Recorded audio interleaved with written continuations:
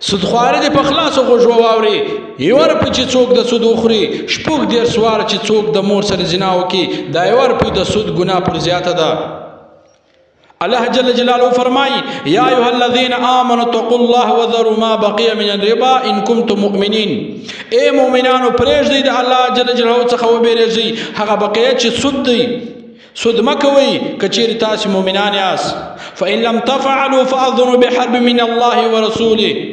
او که سود نه پرېږدئ نو د الله او د رسول الله صلی الله علیه وسلم سره د جنګ اعلان وکړئ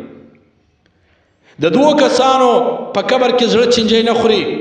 یو د قرآن حفیظ او بل د سودخور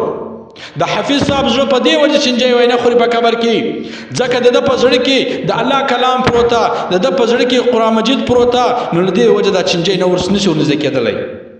او د سودخور زړه له دې وجې نه خوري ځکه د سودخور زړه مردار ده د سودخور زړه چې ده هغه نجس ده اے مسلمانانو ورونو تاسې خپله دا فکر وکئ خپله دا سوچ وکئ چینجی خپله مردار ده خو بیا هم دی د سودخور زړه نه خوري رحمان بابا وایي اے د خاوره جوړه په دنیا پسې ناجوړه هلته به ته جوړ سي چې په خاوره کې نسکور سي رسول الله صلی الله علیه وسلم فرمایي الربا 70 جزءا ایسرها أينكح الرجل أمه رسول الله صلی الله علیه وسلم فرمایي سود 80 جزء ده کمترین جزء داسې ده لکه سړی چې د خپل مور سره نکاح وکړي لکه سړی چې د خپل مور سره نکاح وکړي کمترین جزء ده قال رسول الله صلی الله علیه وسلم درهم الربا يأكلها الرجل وهو يعلم أشد من 36 زنا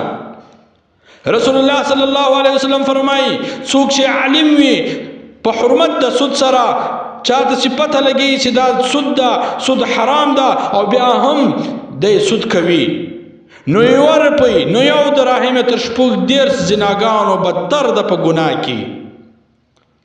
دغه رقم رسول الله صلی الله علیه وسلم فرمایي لا يدخل الجنة اللحم نبت من سحت وكل لحم نبت من سحت كانت النار أولى به دا الله رسول صلی الله علیه وسلم فرمایي نه داخليږي هغه غوښه و جنت ته چې د حرامو څخه شنه سوې وي او هره غوښه چې د حرامو څخه شنه سوې وي په اور سوځل ورته لایق ده